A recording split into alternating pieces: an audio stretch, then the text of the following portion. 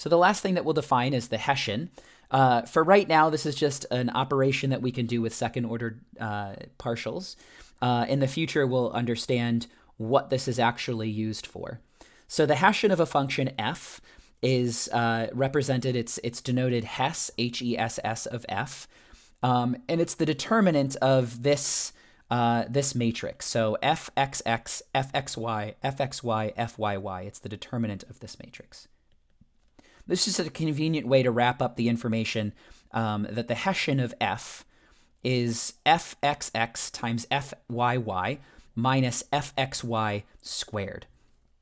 So I'm not really going to go into detail about what this thing represents right now, but notice that fxx greater than 0 implies that f is concave up in the x direction. Fxx less than 0 implies that it's concave down. Fyy greater than 0 implies that f is concave up in the y direction. And again, fyy less than 0 implies that f is concave down in the y direction. This is from a previous slide.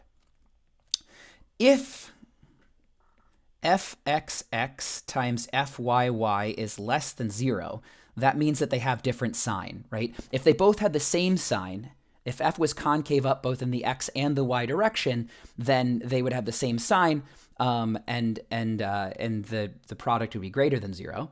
If fxx times fyy is less than 0, this implies that fxx and fyy have different sign.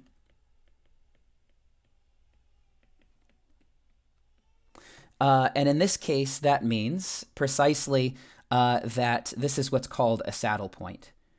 So if I have my function,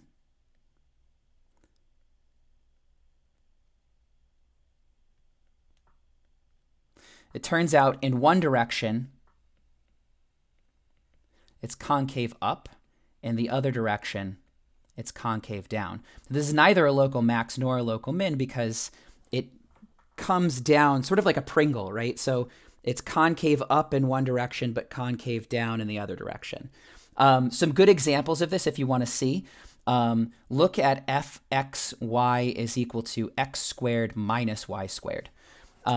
It's actually the example that we'll do in the next slide, but I won't graph it for you. If you go to GeoGebra and graph this thing, you'll see exactly this Pringle that I'm talking about, this saddle point at 0, 0.